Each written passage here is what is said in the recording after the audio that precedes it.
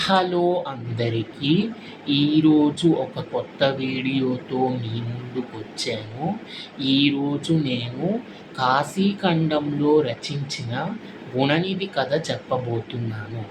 ఈ గుణనిధి కథ కాశీఖండంలో చతుర్థాశ్వాసంలో నుండి గ్రహింపబడింది. దీనిని రాసిన కవి ఎవరు అంటే శ్రీనాథుడు.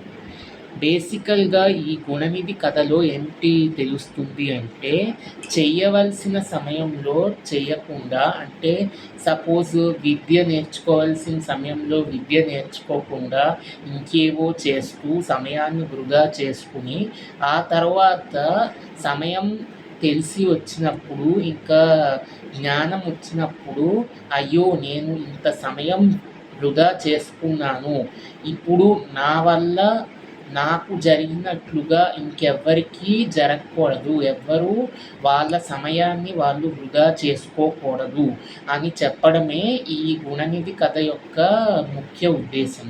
ఇందులో ఏంటి అంటే, యజ్ఞదత్తుడు అనే ఒక మహర్షి ఉంటాడు. అంటే అతను పూజలు, వేదాలు, యాగాలు ఇవన్నీ బాగా చేస్తూ ఉంటాడు. యజ్ఞదత్తుడి భార్య పేరు సోమితమ్మ. వీళ్ళిద్దరికీ లేక లేక లేక లేక ఒక పుత్రుడు పుడతాడు. వీళ్ళు ఇతనికి గుణనిధి అని పేరు పెడతారు. గుణనిధికి కొంతకాలం వయసు వచ్చిన తర్వాత బడికి, అంటే గురువు దగ్గరికి చదువుకోవడానికి పంపిస్తారు. ఇంకా ఈ యజ్ఞదత్తుడు పూజల్లో వేరే ఊళ్ళకి కట్టా వెళ్తూ ఉండేవాడు. అయితే గుణనిధి గురించి అంత శ్రద్ధ తీసుకునేవాడు కాదు. అయితే గుణనిధి వాళ్ళ అమ్మ గుణనిధి ఏం చేస్తున్నాడో తెలుసుకుని గుణనిధిని ఏమీ అనకుండా సమర్థిస్తూనే ఉంది. గుణనిధి బడికి వెళ్ళకుండా జూదం ఆడడం నేర్చుకున్నాడు. జూదం ఆడే వాళ్ళతో స్నేహం చేసేవాడు. ఇంకా క్రమక్రమంగా జూదంలో ఓడిపోవడంతో తన తల్లి ఒళ్ళో ఉన్న హారాలన్నిటినీ అమ్మేస్తాడు. అమ్మేసి ఆ జూదంలో ఓడిపోయిన అప్పంతా తీరుస్తాడు. అయినా సరే ఇంకా అతనికి జ్ఞానం రాదు. మళ్ళీ జూదం ఆడుతూనే చెడిపోతూ ఉంటాడు. అప్పుడు గుణనిధి వాళ్ళమ్మ గుణనిధితో, ఇలా చేయడం తప్పు, చదువుకునే వయసులో నువ్వు ఇలాంటివి చేస్తున్నావు, కాలం నీకు సరైన సమాధానం చెప్తుంది, నా మాట విని ఇప్పటి నుంచైనా మారు అని గుణనిధి వాళ్ళమ్మ గుణనిధితో చెప్తుంది. అయినా సరే గుణనిధి ఏమీ పట్టించుకోకుండా తన పని తను చేసుకుంటూనే ఉంటాడు. ఇలా ఉండంగా అప్పుడప్పుడు యజ్ఞదత్తుడు తన భార్యను పిలిచి గుణనిధి గురించి అడుగుతాడు. అయితే గుణనిధి వాళ్ళ అమ్మ ఏం చెప్తుందంటే, గుణనిధి స్నానం చేయకపోయినా స్నానం చేశాడు, చదువుకి వెళ్ళకపోయినా చదువుతున్నాడు అని అబద్ధాలు చెప్పి కొడుకుని సమర్థిస్తూ ఉంటుంది. ఇలా కొంతకాలం గడుస్తుంది. ఒకరోజు యజ్ఞదత్తుడు ఎక్కడికో పని మీద వెళ్తూ ఉండంగా తన ఒంటి మీద ఉన్న ఉంగరం ఒక జూదమాడే వ్యక్తి దగ్గర ఉండడం చూస్తాడు. అయితే ఆ యజ్ఞదత్తుడు అతని దగ్గరకు వెళ్ళి, ఈ ఉంగరం ఎక్కడిది అని అడుగుతాడు. అయితే అప్పుడు ఆ జూదమాడే వ్యక్తి గుణనిధి గురించి చెప్తాడు. గుణనిధి జూదంలో ఓడిపోయి తన అప్పును తీర్చుకోవడానికి తన తల్లి మీద ఉన్న నగలు, ఇంకా తన ఇంట్లో ఉన్న ఉంగరాలు అన్నీ తీసుకొచ్చి తన అప్పును మొత్తం తీర్చుకున్నాడు. తను జూదం ఆడడంలో బాగా జ్ఞానవంతుడు, ఇంకా తెలివైన వాడు కూడాను. జూదం ఆడడంలో ప్రసిద్ధి పొందాడు, మాకంటే బాగా ఆడతాడు అని జూదం ఆడే వ్యక్తి యజ్ఞదత్తుడితో చెప్తాడు. అయితే యజ్ఞదత్తుడికి అప్పటిదాకా అర్థం కాలేదు. అప్పుడు జూదమాడే వ్యక్తి నిజం చెప్పిన తర్వాత గుణనిధి యొక్క నిజస్వరూపం తెలిసిపోతుంది.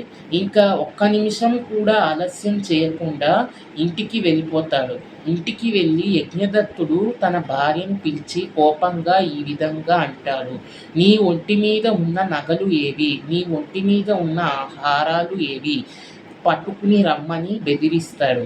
అయితే భార్య ఏమిటంటుందంటే, ఇప్పుడు తేను కొంచెం పని ఉంది, భోజనం పెట్టాక తీసుకొస్తాను అని అంటుంది. భోజనం చేసిన తర్వాత ఇప్పుడైనా హారం తెస్తావా తేవా అని యజ్ఞదత్తుడు కోపంగా అంటాడు. అప్పుడు మళ్ళీ భార్య ఇంకొక విధంగా నచ్చచెప్తుంది. రేపు తీసుకొచ్చి చూపిస్తాను, ఇప్పుడెక్కడో ఉన్నది అని ఏదో మాయమాటలు చెప్తుంది. అప్పుడు యజ్ఞదత్తుడికి కోపం వచ్చి, నీ వల్లనే కొడుకు పాడైపోయాడు, నీ వల్లనే నా వంశం అంతమైపోయింది, ఇక నాకు కొడుకు లేనట్టేను, దుర్మార్గుడైన కొడుకుని ఇన్నాళ్ళు నేను మంచివాడు అని అనుకుంటున్నాను, తను స్నానం చేయకపోయినా స్నానం చేశాడు అని, తను చదువుకోవడానికి వెళ్ళకపోయినా చదువుకుంటున్నాడు అని నువ్వు అబద్ధం చెప్పావు, నీ వల్లే కొడుకు ఇలా పాడైపోయాడు అని చెప్పి యజ్ఞదత్తుడు సోమితమ్మను వదిలేసి మరో పెళ్లి చేసుకుంటాడు. గుణనిధికి ఈ విషయం తెలిసి చాలా బాధపడతాడు. ఇంటికి ఏ మొహం పెట్టుకుని వెళ్ళాలో తెలియక అక్కడే ఉండిపోతాడు. ఇంకా గుణనిధి తల్లి యొక్క విలువను తెలుసుకుని, తండ్రి యొక్క త్యాగం గురించి తెలుసుకుని ఇంకా పశ్చాత్తాపానికి గురి అవుతాడు.